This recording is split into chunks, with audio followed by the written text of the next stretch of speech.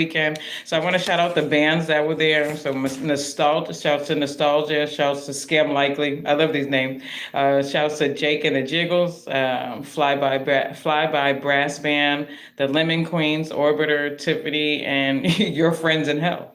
I think those names are very, very unique, very different. I'm excited that I was able to do it. So the Porch Fest is actually a community event where you literally walk around the city and you go to people's houses, which is weird. I didn't know that's what it was about. I'm like porch fest. Okay, I put it all together.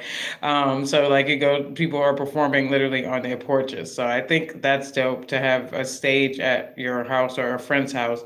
That's something different. That's something that yeah, it's a creative thing. I like that. I like that. I liked it a lot. There was a lot of people out. It was raining, pouring, but we still had our camera equipment out there as we're dedicated to what we do. I was able to be out there, interview a few people, so that was fun and get some insight. And there was a lot of great energy out there. So if you missed it, I'm sure you can catch things on YouTube regarding. Remember, so it was Porch Fest 2026 in Somerville, Massachusetts. It was dope. I enjoyed it, and I hope I am able to be there next year.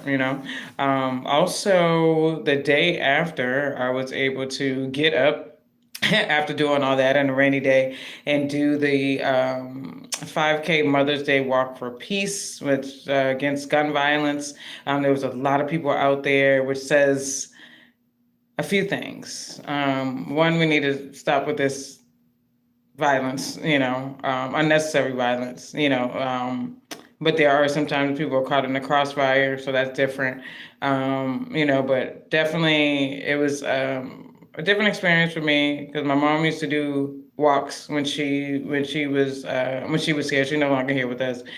But she used to do walks and, the walk for hunger and a walk for cancer, I think, and a couple other things. So I was excited to be there and actually finish it and complete it. And it was actually in the middle of the hood. We walked through the hood. We did 5 miles. We dedicated that to gun violence. And Boston is known, or people don't really talk about what goes on in Boston, but Boston is, I know there was a couple of summers when I was growing up where a lot of people were being killed, a lot of children were being murdered, a lot of unnecessary gang violence. I believe there was like a summer where like somebody was dying every single day, like somebody that I knew. I remember when I was, I've known a lot of people and I lost a lot of people to gun violence. Shout specifically to my god brother Jermaine Goffigan. He was 9 years old when he was killed. He was caught in a crossfire on Halloween, on his birthday actually, and that was something that I would never forget. I wasn't there for it, you know what I mean, but it was definitely sad to hear because we were close in age. We'd be the same age right now. He'd be 40, like I'm 40. Yeah, I know 40. I looked in the mirror the other day and I was like 40. Yeah, yeah.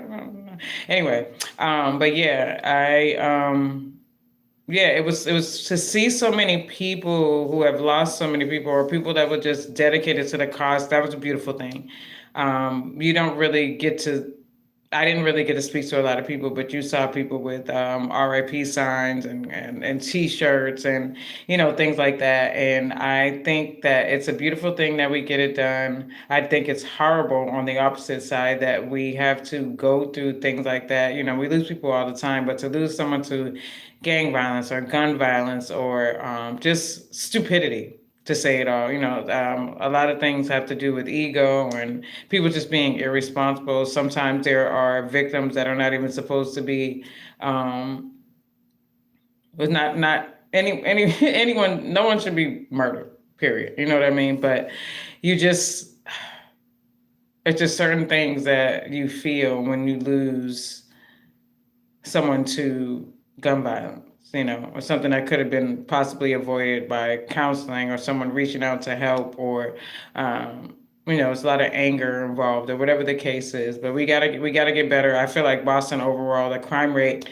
is getting better. I haven't heard of any thing recently, but I need to, get more into the news. But I try to stay away from that because it's kind of depressing, current news and current updates and stuff like that. But what I can say is just love each other more. I am very excited for those who showed up and showed out and completely did it. And the people and everybody that I was walking with, it looked like everyone completed the walk. I was asking, what happens if somebody taps out? And someone was like, there is no tapping out. You have to finish. And 5 miles is actually not that bad. I'm a walker. I don't mind walking around. You know what I mean? So 5 miles is good. I felt good to complete it. I definitely slept the next day all day to get my body back into order, which is fine with me when I have the opportunity to do so.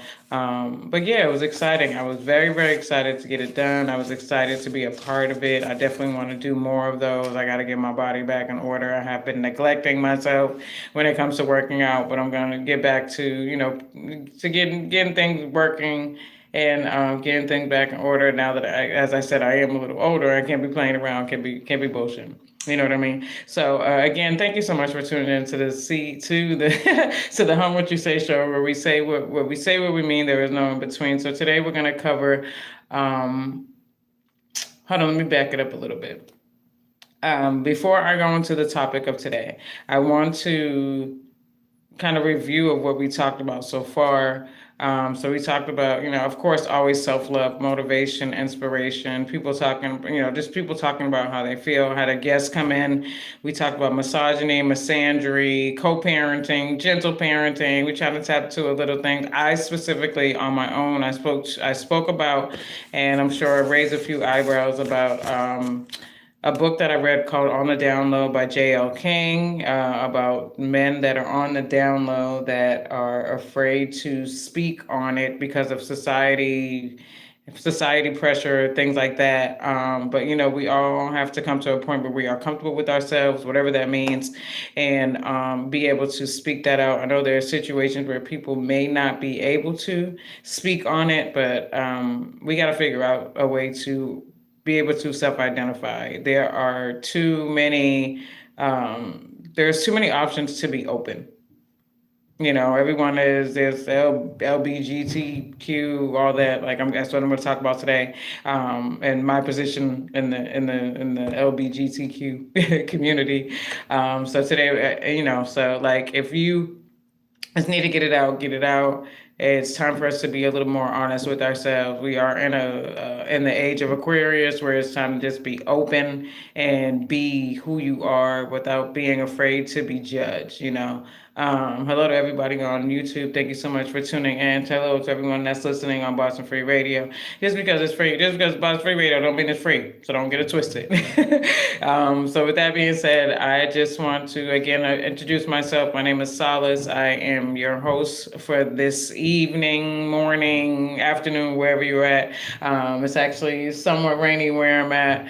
I am just getting things in order, and thank you so much for tapping in with me and being here and supporting me and showing up for yourself, really, and being grateful that we're here another day.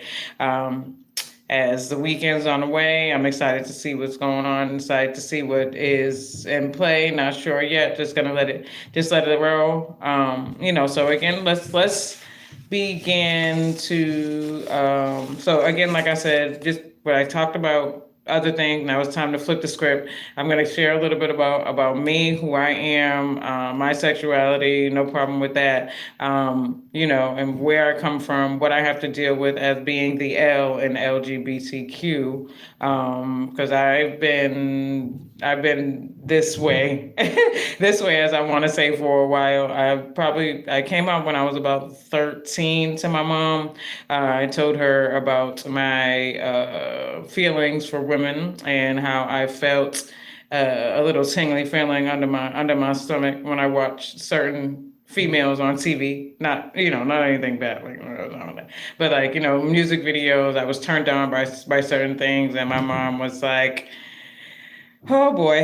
Okay, I knew it. But when I told her, it was actually Britney Spears. I'll tell you the story. I was watching Britney Spears, "Baby One More Time." Yeah, so that carries me, and that tells how old I am. I was like 10, maybe 12 when that video came out, and I was like, Mom, every time I see this girl, I have a little tingly feeling under my stomach, and she was like, "Get out my room."